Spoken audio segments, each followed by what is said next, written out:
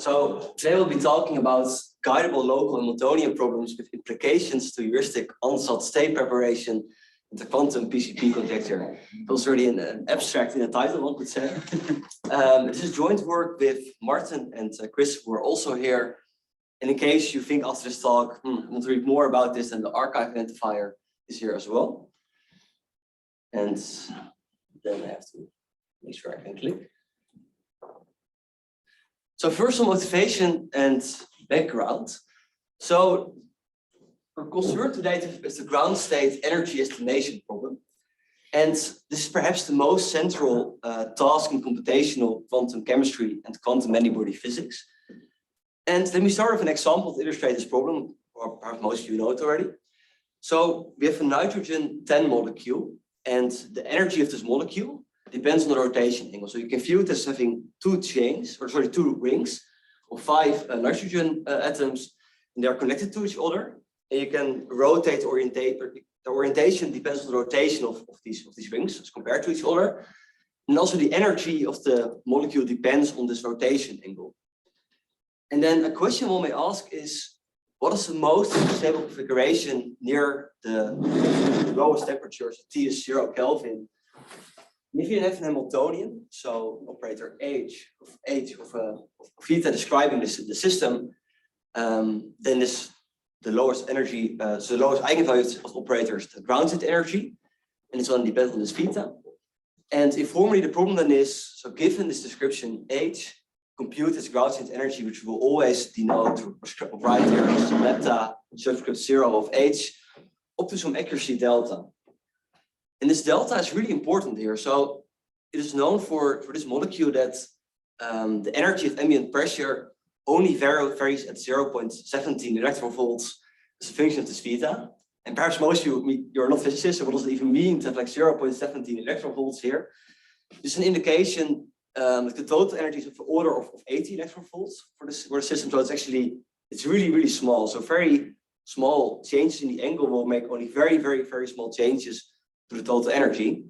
So if you're a chemist and you ask somebody like, can you give me like the most stable configuration and give it to me by using numerical methods, you really need to be very, very precise here. So let me now formalize this ground state energy estimation problem through the local Hamiltonian problem.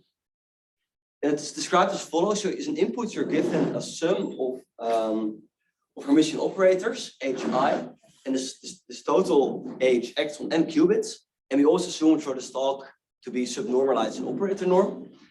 And each of these HIs acts on at most k qubits at the same time. And you're also given two numbers, A and B, some real numbers, that are actually in their difference lower bounded by some delta, which is strictly positive. And then your task is to output yes if the ground state energy is below A, or no if it's above B, if the problem is that either one of these holds, one of these cases. This doesn't necessarily have to hold for like any Hamiltonian, but this is like the problem we consider. And it is very well known that for this delta, which is the precision parameter, if it's an inverse-polynomial, then the problem is QCMA-complete. This has been shown by Kitaev already quite a while ago. And the quantum PCP conjecture states that even if this promise gap, so what you call the delta, is lower bounded by some constant, the problem remains QMA hard. This is one specific formulation of a quantum PCP conjecture. And I will later throughout the talk go into more detail about these different formulations and what they really mean. Yep. In the quantum PCP conjecture, can delta depend on the constant k? If you think of it as like the number of qubits that you have. Yes. So it's really just being like, so there exists a k and exists a delta for which is actually a constant. And this is one of the biggest open problems in quantum Hamiltonian complexity theory. And there's been a lot of like work into giving some evidence on why this might be true or might not be true, but it's still an open question. And a couple of years ago, Haronov and Grillo, they showed a work which worked actually towards disproving, gives some indication of showing why this formulation of the PCP conjecture might not be true. But they actually showed it for a very specific form of Hamiltonians. So where these HIs are for a very specific form, then you have that actually the problem in the inverse polynomial precision setting is MA hard, but also some another problem is actually important here, but it's not important for now.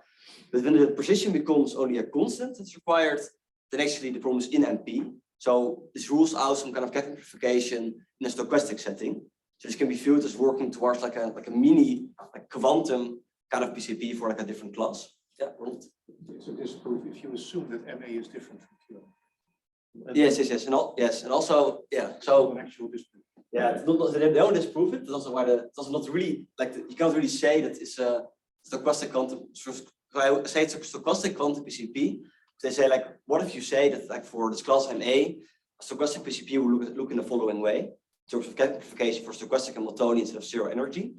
So it's you don't really disprove. It's only if like MA is equal to QMA that actually there's actual implications for quantum PCP. So that's how the statement should be read. So on the left side from your definition, it seemed that this problem, it only depends on this gap between A and B and not the actual values of A and B themselves. Mm-hmm. Does it make sense from a physics perspective that you only care about the gap and not like if it's very... Yes, so that's also why you have to have this assumption that it's subnormalized, because else you can just scale the Hamiltonian, then it makes no sense. So you can always scale the gap, right? Just multiplying by a large factor. You need to have some kind of normalization condition. You can always add a constant, right? You're lift A and B. Yeah, you can also always lift the spectrum by just adding like a constant. Yeah. What do you mean with gap amplification? So it's gap amplification because this delta here is like the promise gap, the precision to which you have to solve the problem. And what it actually shows that if one, so in the classical setting, what actually happens, one can actually do some procedure by the Noor can actually improve or like increase its promise gap from being inverse polynomial to just constant without losing the hardness of the problem. So it's gap amplification because you're going to increase this number delta here. And the gaps because you have to, in the yes and no case, that's the difference between the values you have to distinguish between. In this work, we're going to disprove like a QCMA type of quantum PCP. And again, this is like with a star, so this is not really like the maybe a proper PCP for QCMA. This is what we're going to show today. And then this is the informal statement. So it can be viewed as like a QCMA type analog of what Aronov and Guido did, but then for, I would say, a more quantum class than MA. It's still smaller than QMA. And there are a lot of complexity classes going to be relevant for this talk, and for those who are not familiar with all of them, I've actually written down like a summary here on the board. So if you ever feel lost about the talk, just try to take a look and see if it makes more sense here. So let me now move on. So the starting point for this work is the guided local Hamiltonian problem, which we studied before. And this problem can be viewed as just the local Hamiltonian problem, but then we have an extra input, namely that you get a semi-classical encoded quantum state, which has some classical description. You can do things with classically, and I promise that the state that you're given, so it's a classical description of the state that you're given, not an actual quantum state, has some fidelity of the ground space of the Hamiltonian, which is lower bounded by some parameter zeta. I'm not going to say what this semi-classical encoded quantum state precisely means, but it is some very specific form of description of quantum states. And this has been shown by, it's introduced by François Legal and Swak-Ribian, and improved by others amongst Martin and me and Chris. This problem actually is BQP complete when the desired precision, so this promise gap is some inverse polynomial, and locality is greater than or equal to 2, and the fidelity can be inverse polynomially small or inverse polynomially close to 1. But actually the problem is in a classical class of BPP when the desired precision is lower bounded by some constant. So we call the quantum PCP. The quantum PCP says that it doesn't really matter what the precision is in terms of being inverse polynomial or constant. But here for this problem in a BQP setting, it does seem to matter. But this requires sampling access to this quantum state. And this sampling access is really in the even done kind of sense, so inspired by this machine learning dequantization results, is you can query the amplitude on basis states of this vector UI, given a classical description or a classical algorithm that outputs these UIs for all possible basis states, and also you can sample according to the Born rule. And this is a really, really powerful, powerful model, which has been used all over the place to develop these machine learning algorithms. But so we see here that the precision actually does make a big difference under all these assumptions and for the specific model. But then again, BQP doesn't have a proof. So it cannot really have a PCP in that sense. So what does it really say about like PCP in that sense? So one may ask, can we modify this problem maybe to a QCMA setting where there is a proof and see if actually something similar might hold? That would be like the main focus of today. So can I ask a question? Yes. Like in this first, you have this zeta in this interval. Yes. But like, you know, it includes very small zetas and very close to one. Like, why? I mean, so it seems like that if you have less than 1 over poly or you know closer than 1 over poly to 1, like why these endpoints are different from that, or why it's not like small versus big? Yeah. So I mean, like I guess the promise would be that you're given a state that is either very close to being in ground space. Or away from ground space. Yeah. Like really away from ground space seems completely different. Yeah, so the point is actually that in this regime we can show BQP completeness. So even if it's like very small, very small fidelity or very big, it's still. I mean, this one is more surprising to be in BQP, or not really actually if you know a bit about quantum. But the fact that this one is still maybe hard might be surprising. Even if you're actually really, really close to the ground state, and the problem is still BQP hard. And what I put under the carpet here is actually that this only works. It's only in BQP when the fidelity is some constant. That's the one I left out here. So yeah. What do you call this fidelity? It's really the energy value of the state U. No, so that's here. So it's really if you have the projection to the ground space of the Hamiltonian. That's where the promise is with respect to. Yeah. That's not with the energy. Okay. So let me move on to maybe try to work towards this red question I posed. So guidable local Hamiltonian problems in classically evaluatable states. So we didn't really like these sampling assumptions being necessary to put like this problem into classical complexity classes. So maybe try to fix that first. So we propose the following definition. We have like a more general definition in our work, but this is like the most easy way to put it on the slide, I guess. So we say a quantum state is classically evaluatable if two conditions hold. There's just a classical description of this quantum state which requires at most a polynomial number of classical bits to write down. And secondly, from this description, there's just a classical algorithm that computes expectation values of at most log local observables efficiently classically. And then we say that this quantum state is also quantumly preparable if there exists a unitary at most polynomial number of 2-qubit gates that produces this state from all 0 states of high probability. And then so this no longer requires these sampling assumptions if you were able to use these kinds of quantum states as like being Ansätze in the Guided Local Hamiltonian setting. And also it captures physically relevant Ansätze, whilst these sampling assumptions, we had very much it's very much difficulty to try to find like actual Ansätze being used in practice, like by physicists that actually adhere to these conditions of being able to query both the basis amplitudes and sample according to the Born rule. I'm just wondering what qualifies as a classical description. For example, a classical description of a quantum circuit that prepares a state is also a good, is it considered also a classical description? But then this condition wouldn't hold because you can't classically compute local space values of local observables of these states. Logging local observables.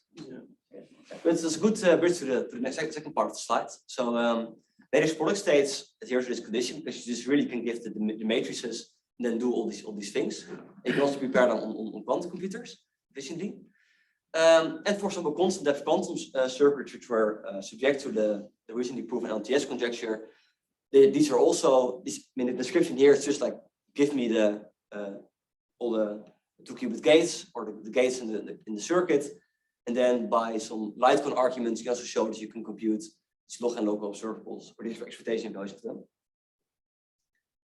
And this is precisely the reason why I wanted to show this NLTS theorem in order for quantum PCP to hold, because you can do this. All right, then to the Guidable Local Hamiltonian problems. So it's actually very natural to get to these problems starting from the Guided Local Hamiltonian problem. Namely, we just take the local Hamiltonian problem and we no longer put like something extra to the input, but just put it to the promise. So we have considered two flavors here. One being that we have an extra promise for which there exists a classically evaluatable state. So a state that adheres to the conditions of the previous slide, for which then the fidelity of the ground space is Hamiltonian is again lower bound by some zeta. Or the second flavor, which we call quantumly guidable local Hamiltonian problem, where we actually have that there exists a unitary V, it should have been U, of most polynomial number of 2 qubit gates that produces some state that actually has this fidelity with the ground space. And the reason to consider these two flavors is actually something that will become apparent throughout the talk. So let's talk about hardness of these problems. So the main hardness theorem that we show is that both the problems are QCMA hard in the inverse polynomial precision regime for the locality being greater or equal than 2, and for the overlap, and they only differ in hardness in the allowed fidelity with the ground space you consider. So for the quantum problem, you can even have under some conditions that you precisely make the ground state, and it will still be QCMA hard. But this cannot be true for the classical setting, because then if it would be true, you could just classically compute the energy of this ground state.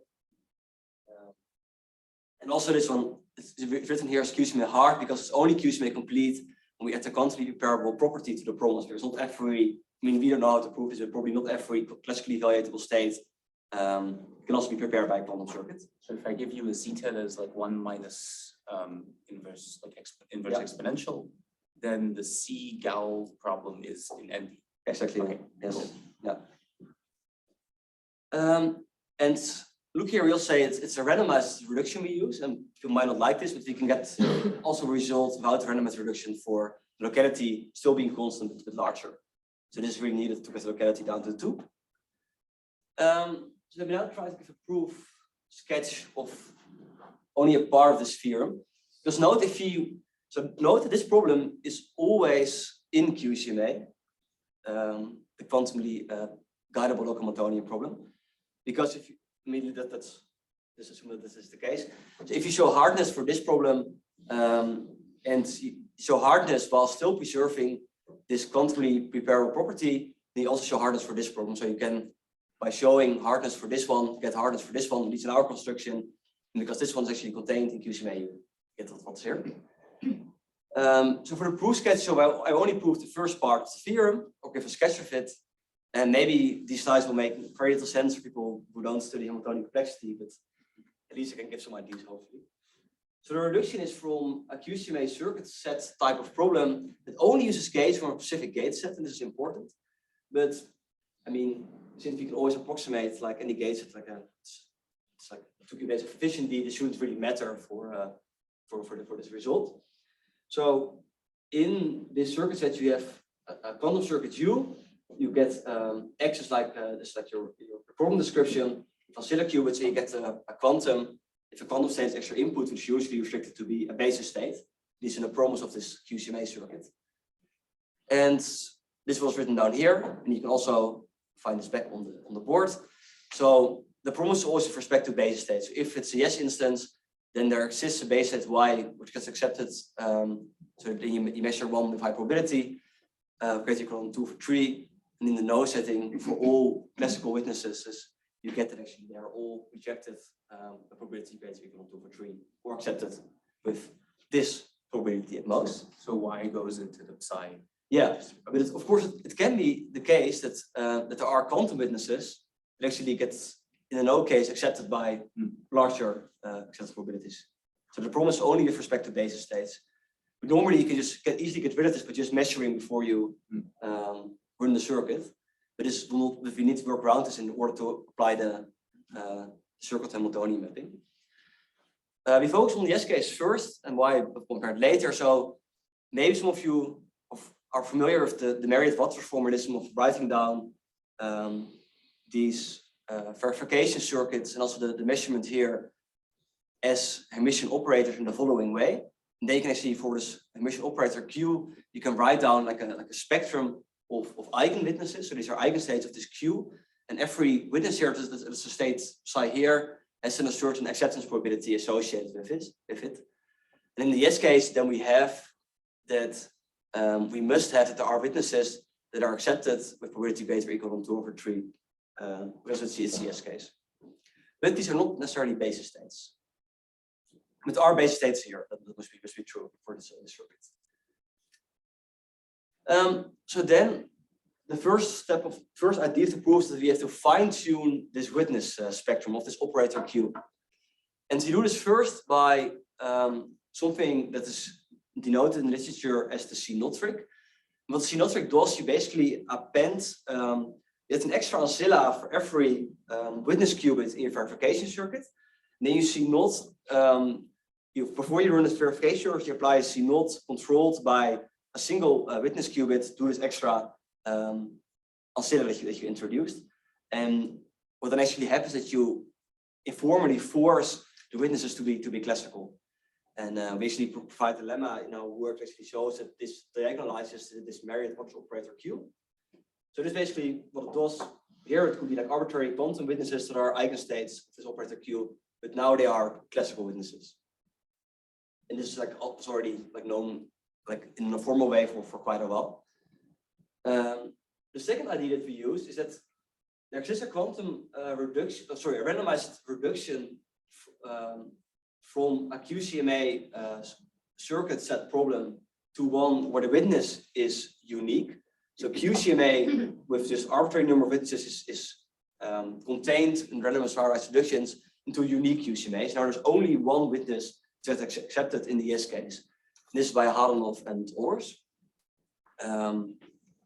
And what then happens that your completeness and soundness parameters, which were 2/3 and 1/3, gets changed throughout the reduction. But that's all fine. And also there's like some gaps where in all the non-accepted witnesses, there's nothing in between the seen as S anymore throughout the randomized reduction. And this is really the place where our reduction also becomes random. Then, as a third idea, we're going to use that QCMA is equal to QCMA1. So QCMA, where in the yes case, there exists a witness that gets accepted with probability 1. And this was known in 2012 already by Jordi and others, but we had to show that actually this technique for them can be used in this setting. So when witness is unique by showing that actually all the requirements that they have, all the things that are actually used by this reduction still fulfill the requirements that are set by their result. And this result crucially uses this fixed gate set of only Hadamard X and Toffoli gates. And then one final thing to then this is what happens in step C. So we get like there's only a unique witness here that's accepted with probability 1. And then finally we use an unanimous vote kind of error reduction. So normally error reduction, you're gonna like do parallel repetitions of your verification circuit, and then you're going to take some kind of majority vote based on the outcomes you get, and you can exponentially boost the completeness and soundness parameters being close to 1 or close to 0. But we do some kind of unanimous vote, which really does what you think it will do. So instead of like doing a majority vote, we're going to do like only accept when all the outcomes are 1 in these repetitions, which is perfectly fine in our setting because we have actually here that there's a unique witness in the yes case. It's accepted with probability 1. And then what we can do, what then happens is that actually in the yes case, so if this one witness sitting here, all the other ones are exponentially close to 0. And this problem is still QCMA hard. And then let's say the final circuit is then U bar and it uses T gates in total.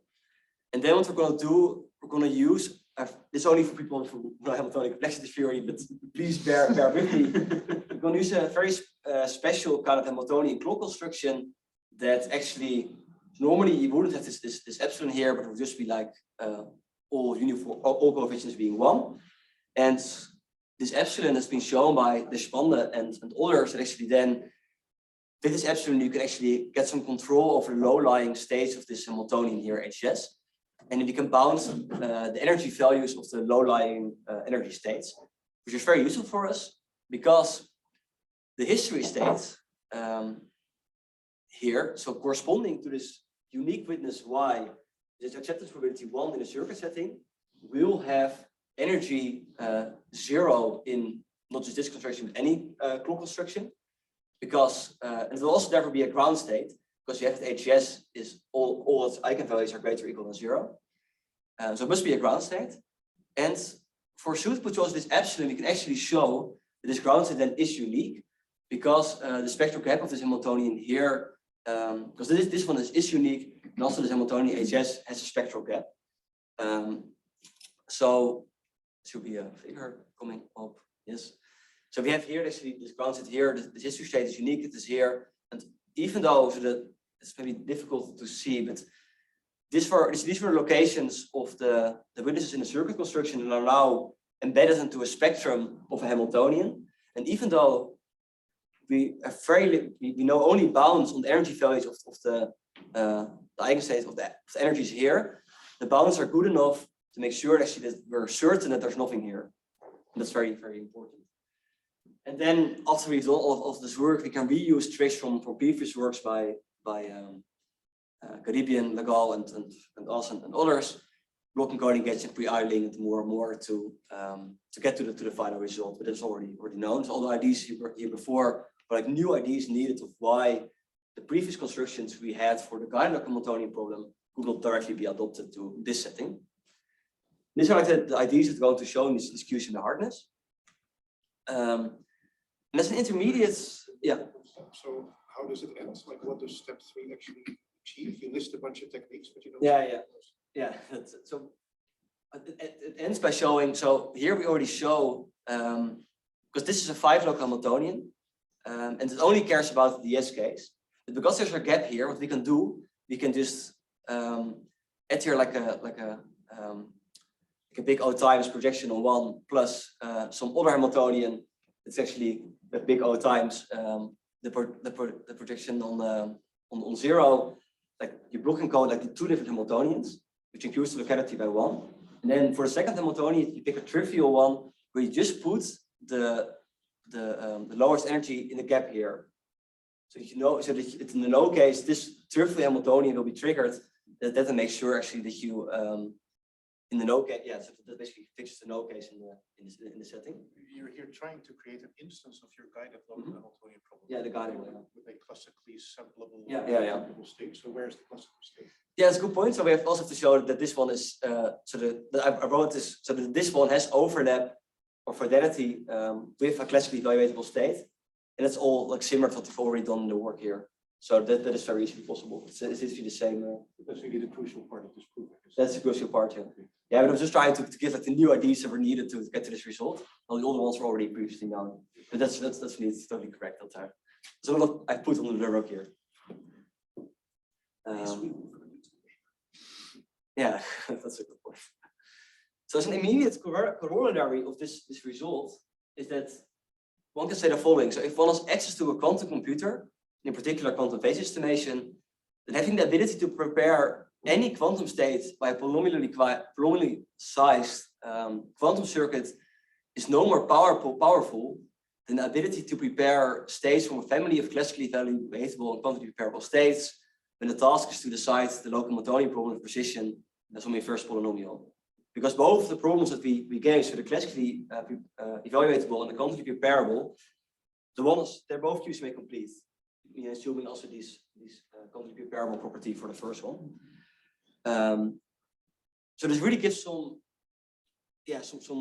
justification of what people have been considering in the literature of that you should actually in the fault tolerance regime adopt the following method, that you select these guiding states via classical heuristics. So it's really these classically evaluatable states here. And then use quantum phase estimation to bring it to the ground state and measure the ground state energy with high precision. So this really says that from a complexity-theoretic perspective, it's not more powerful to use quantum heuristics here, say like VQEs or elliptic state preparation. But it's only from a complexity-theoretic perspective, because of course, this doesn't mean that any Hamiltonian has a classically evaluatable state. It only says that there's a reduction from the problem where you use quantumly preparable states to a new problem, so maybe a completely new Hamiltonian which lost all kind of structure, actually it does have a classically evaluatable state. So that's all what we say, so nothing more than that. But we give some justification to this idea, at least, we think.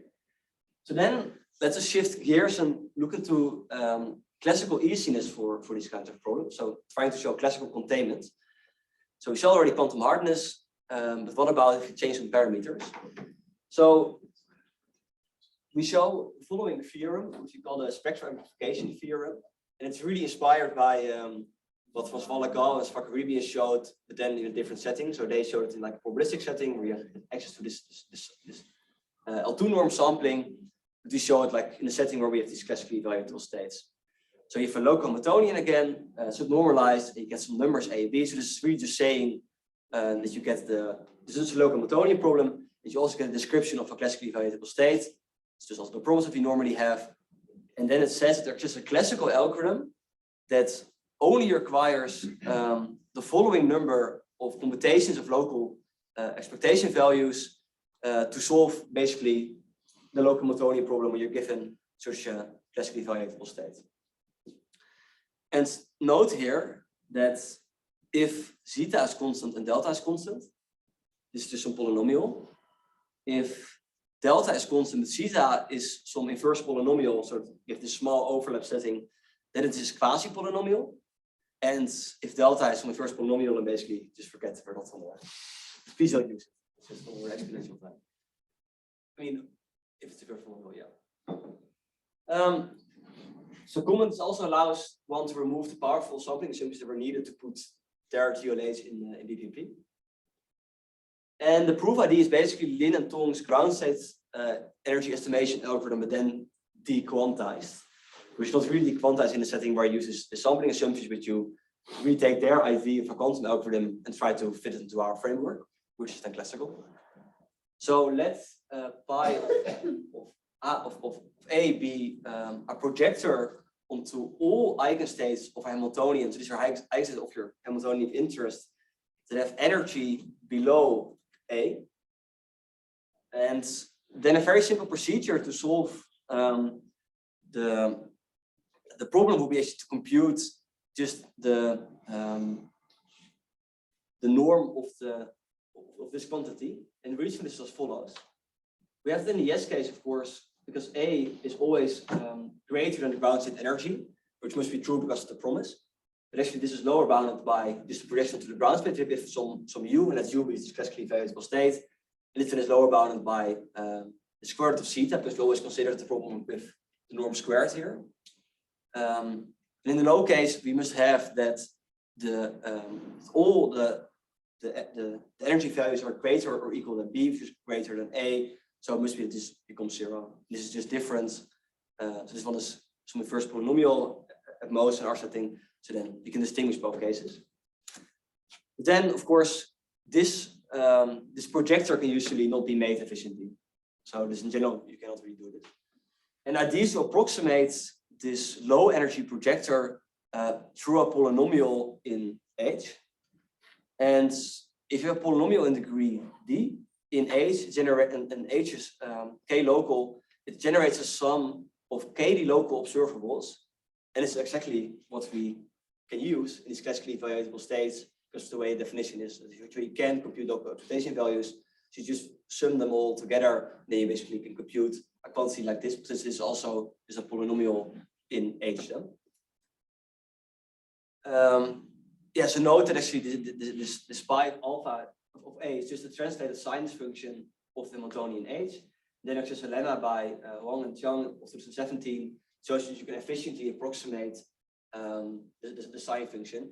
Then all we have to do is really just disbound what happens if you have like errors coming from the approximation, and what happens to the difference between these two different cases. And then if you do that, you get to the previous theorem. Right, so then having this theorem, or like this classical algorithm to use, we can actually characterize the complexity of the classical guidable local Hamiltonian problem in the following way. So we derive the following diagram. So on the y-axis, you have the promise gap, so the precision to which you have to solve the problem. On the x-axis, the fidelity of this state that you're given, of the existence of the state with respect to the ground space. And we see, as Jonas already pointed out, that it's really like a transition between if the fidelity becomes too large, the problem just becomes in NP. And also, by the way, this NP, it's all completeness here except for NQP, which is non-deterministic quasi-polynomial type, where we can only show containment, and also probably it is only containment because of some reasons. And so the funny thing is, so this is really the quantum PCP regime. So we have constant promise gap because if you have exponentially close, there's always a state that's exponentially, that's classically evaluatable, that's exponentially overlap with the ground space. So this is like this is a QMA setting because really this is saying there's no promise. We see that already. The picture for QCMA seems to be very different than for QMA because these are all like contained in classical classes for this regime. Oh yeah, by the way, you should read this being like not for all constants, but there exists constants, which is hold. And let me now shift gears to and go more deeper into these PCP conjectures. So probabilistic checkable proofs. So for problem A, this consists of two sets of A yes and A no, which are just subsets of all possible strings of any length. That indicates your problem instance. And what a probabilistic checkable proof does, it gets a proof Y, but then it only queries the proof in at most QN locations. So it doesn't read the whole proof, but it only checks the proof in certain locations. And then it runs a probabilistic verifier V. It uses at most Rn coin flips, and then it's going to decide if this X is actually a yes instance or a no instance. And this is actually what happens. So it's actually conditioned to be in the complexity class, this PCP R on Qn. So if it's a yes instance and there exists a proof that you only read at Qn number of locations, and the probability that the verifier outputs 1 is always 1 in this setting for this specific Y. And for a no instance, then for all different proofs, it doesn't really matter what, the probability that it gets accepted is at most a half. This is basically just the idea for probabilistic checkable proofs. And the very much celebrated, one of the crown jewels of the complexity theory is actually that NP is equal to PCP. It only uses a logarithmic number of, there's a record missing here, logarithmic number of randomness, of bits of randomness, and checks the proof only in a constant number of locations, which is, I think, really remarkable that you only need to check the proof at a constant number of places, and you can actually, with high probability, always get the correct answer output the correct answer. And then the quantum PCP conjecture in the proof verification version, this is different from the local Hamiltonian problem, says that actually, let's try to do the same thing in a quantum setting. So we get a quantum proof, and so let's say for this quantum proof, there's some density matrix that describes the proof, and we trace out everything except for a constant number of qubits. And that's going to be the input to your circuit. And then again, we do what we always do, we run a quantum circuit and we're going to measure the first qubit, and then we have to output 1 or 0. And similar to the classical setting and the quantum setting, it also says that in a yes instance, there exists a quantum proof that you check in a QN number of locations, so you trace everything else with a QN number of qubits, then you accept with probability case equivalent 2, 2 over 3. And in the no case, for all quantum proofs, your probability of accepting is going to be small. And in the quantum PCP conjecture, in its proof verification variant, says that actually the QCMA of QMA is equal to Q PCP by only checking constant number of qubits. And note that it doesn't really matter to include randomness here, because quantum you can just generate randomness by Hadamard gates. So, and let me now specify more. Oh, sorry, you want to make a picture? I'll ask you later. Yeah, I can send the slides as well. So the get amplification variant is actually that you have a constraint satisfaction problem. Let's say with X over this a bit string over n bits, and Ci is just a constraint X on at most k variables, as most k literals in it, or if it's like a satisfiability variant.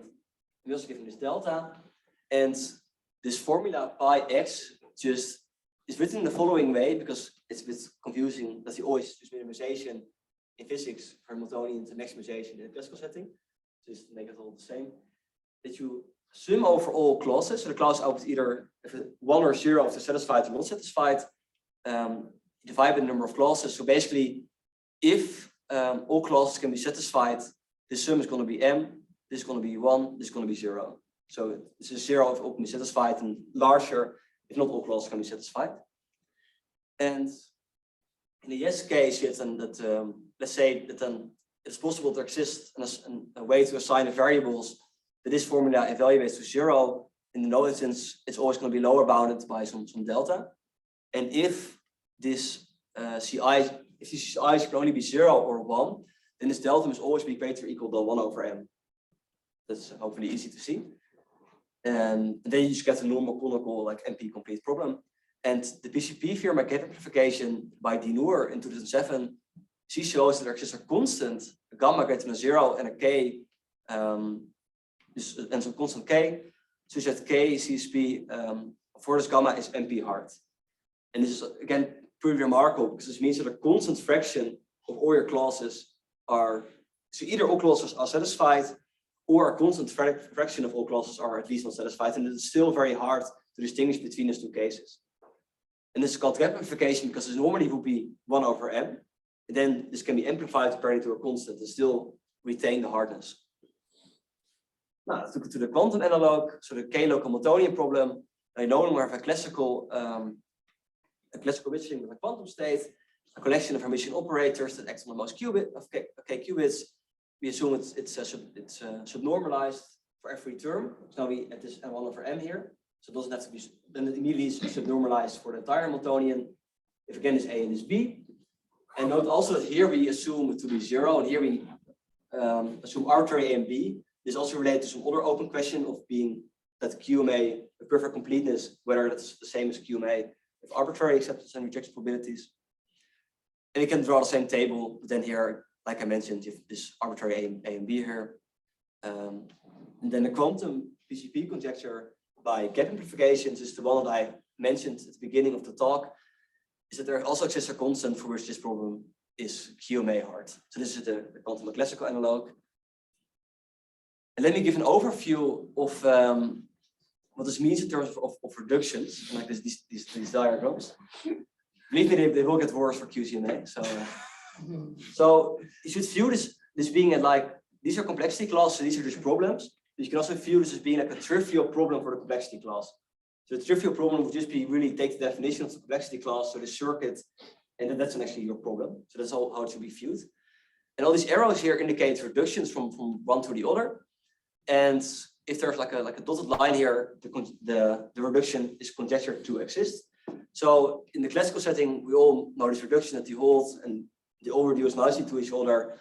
And then this step is the gap amplification that I just mentioned. And so, I mean, what's the thing we quantum researchers like to do? We see something classical and hope that we can show the same thing in the quantum world. So then you would draw this kind of figure, and then you make all these different lines for these conjectures. Then you hope that the picture will be the same. And a funny thing is, so we actually know these reductions here as well, from like this quantum PCP kind of problem to local Hamiltonian problem with quantum promise gap. But very interestingly, this reduction here is only known to be a quantum reduction. And it's quantum reduction because what you actually do is you're gonna construct this Merritt-Waters operator that I mentioned for these quantum PCP kind of circuits. And you're really gonna learn the Hamiltonian terms corresponding to these different operators by employing the Hadamard test. So you're really gonna learn a quantum circuit to actually learn these different terms and construct the Hamiltonian. And also this is only known to be a quantum reduction, so we don't know classical reduction here. But this is important also for us, because we might believe that this is actually needed here. So let me move on to the quantum classical PCP conjecture we propose in this work, which is new. And it is really the thing that you would expect it, how it would look, because it's really like the most natural thing to consider.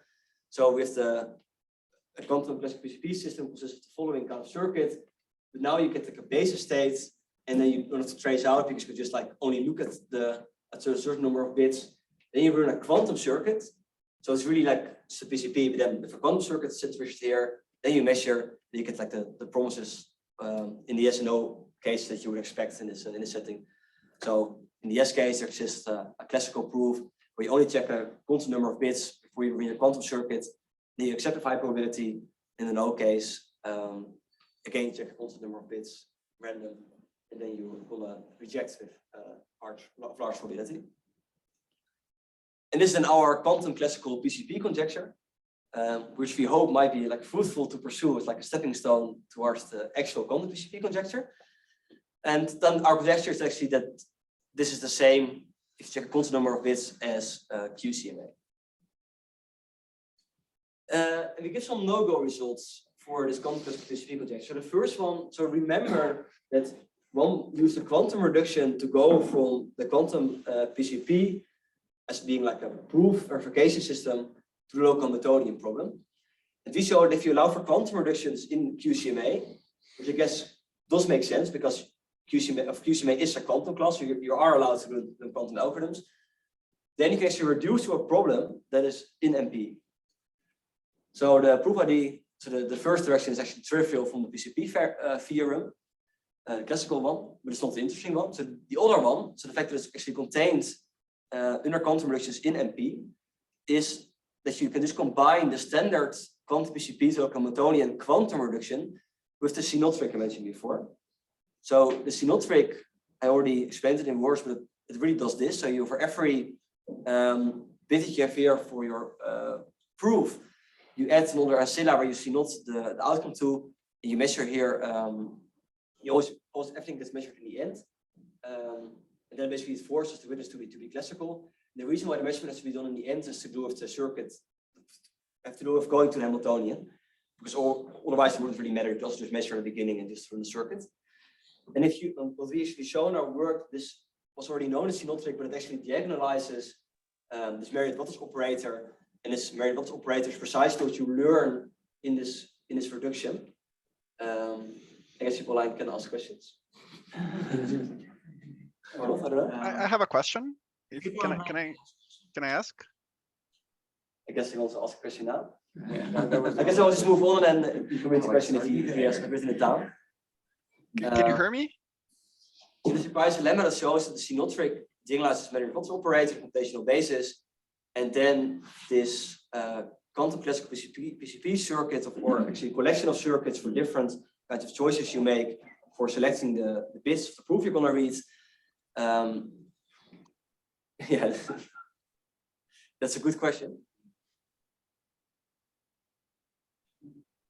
Yeah, that's. Mm-hmm. Because PGP is P on the quantum reductions. Somebody repeat the question because I don't see that. Yeah, okay. So the question is what does it really mean to have a quantum reduction in like this setting where you have you reduce to like a problem that's in MP, but of course MP, if you have the power of an MP machine, you cannot do quantum reductions. That's maybe very weird to say. But for us, it is this. I mean, yeah, we are also like future work to maybe like get a better interpretation of what these kinds of results mean. But for us, this really means that, I mean, QCMA, at least maybe Alex knows, at least we don't know that think that QCMA is equal to MP under quantum reductions. So if that would be true, then it would make no sense. But for us, it really showed like we cannot really use the same reduction that was used in the QMA setting to get like a similar kind of result for QCMA. So if we were to use a quantum reduction and we get the local Hamiltonian problem that is still QCMA hard, then I guess it would be perfectly fine, right? Because you reduce within QCMA using quantum reductions. Does also mean also watching the QMA setting it makes sense. But it is really just no-go like using these kinds of reductions in this setting. And so then this get mapped to the whole point is it gets mapped to a local diagonal local Hamiltonian which is contained in MP, even when the promise gap is small. So even for like smaller promise gaps and constants. Even anyway, it doesn't really matter that the local Hamiltonian you get as constant promise gap, because even for smaller ones, it's still in MP. Can I say one word, please? Yeah. So one added thing about this quantum reduction is that somehow you do the quantum part before you get your witness. And this is like different in QCMA because you get a witness and then you do your quantum part. And if we do this quantum reduction, you actually do it and then it's an MP problem. So you can solve it with this witness, right? So that's also why it's kind of different and why we do not expect it to be the same, right? QCMA and MP. Because that would mean that you can always first do your quantum circuit, then get your witness and do some classical post-processing. And this is absolutely not clear if this is true. So somehow this is like different than saying that it's actually QCMA. Nice. Yeah, so now we get this horrible picture for the overall picture of QCMA. So this always assumes that the fidelity is some constant, because it's still QCMA hard, the classically guidable local Hamiltonian problem, when the fidelity is like lower bound by some constant. This is really the problem here. And this is what our like spectrum amplification theorem shows. You can then put this problem in MP. So that's why all these kind of reductions from QCMA to here, or this one to here, or this to here, these can all not hold because we put this problem in MP for this constant promise gap. So this is really this picture. It's just about saying maybe for QCMA, it already looks very different to what we conjecture to be the case for QMA. And of course, it also includes the quantum reduction here to MP. But the whole point is here that, yeah, it seems to be very different. Like, so we can already get some pretty strong logo results in the QCMA setting for a variant to local Hamiltonian problem, which is QCMA-complete. But then you might argue this is just one QCMA hard local Hamiltonian variant. Maybe it's not the right one to study.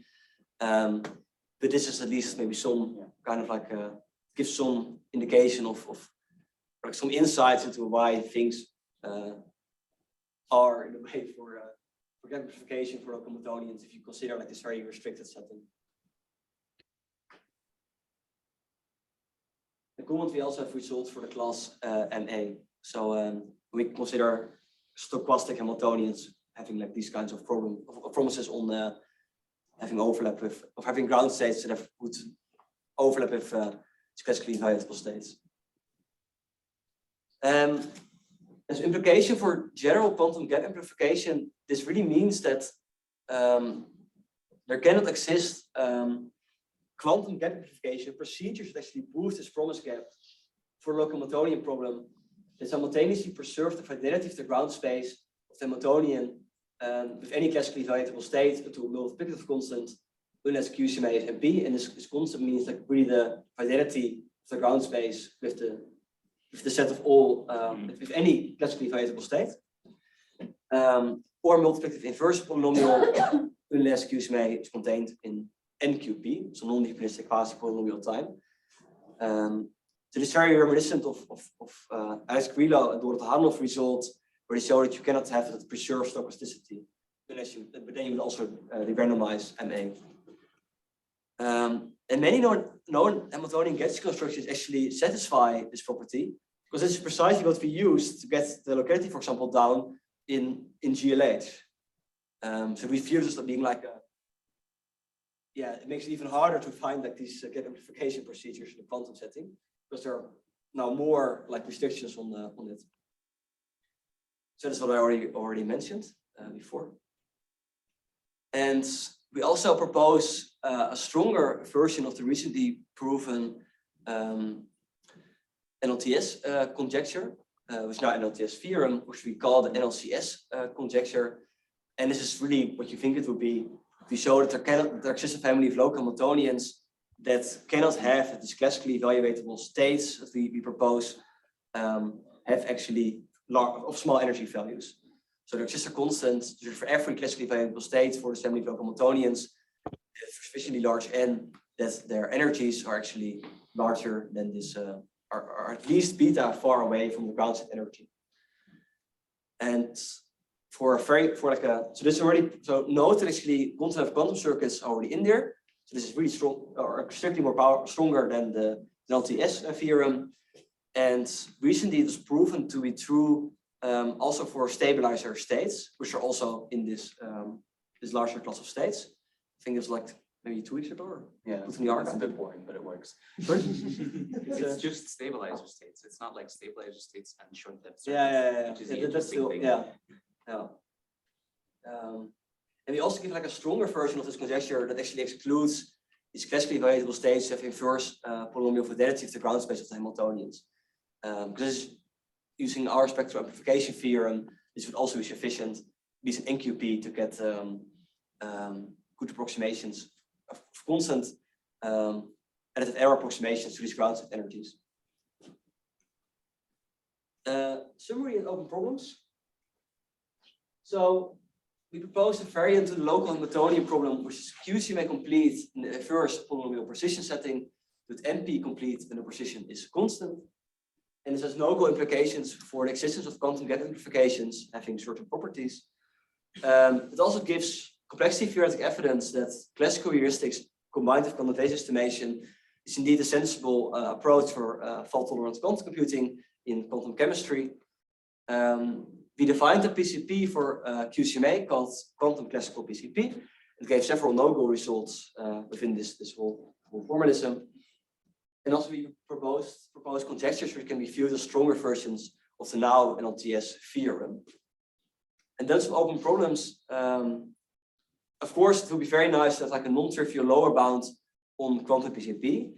And with quantum PCP, I mean, so we already have like a lower bound as being like NP by the classical PCP theorem. Maybe MA or like QCMA is like a lower bound that can be put on like the proof verification conjecture of quantum PCP. That will be very nice. Just first study in general to this quantum classical PCP conjecture, which also has to do with the first open problem. And this I think is a very interesting point that I think it's been very much, I don't know, people have already proposed who have never seen it before, is that I think maybe it could be true that actually the proof verification formulation and the local Hamiltonian formulation actually have different complexities. Because if the local Hamiltonian problem for constant promise gap we put in MP, then because there's a quantum reduction, I think it could still be a thing that the quantum PCP conjecture for the proof verification system can still be QCMA hard. So maybe they have different complexities. But this is an idea that maybe we have to like look into more, but I think it's maybe a nice thing to explore further. And it also will explain why this reduction is quantum in the QMA setting. And weaker version of the NLTS conjecture, like a weaker version has already been proven like 2 weeks ago, but maybe like other versions can be proven as well. And this is something this is another problem that is, if you want to know more about this, you should read our work in the appendices. Which is also, I think, an interesting problem. And with this, I would like to conclude my talk. Thank you for your attention.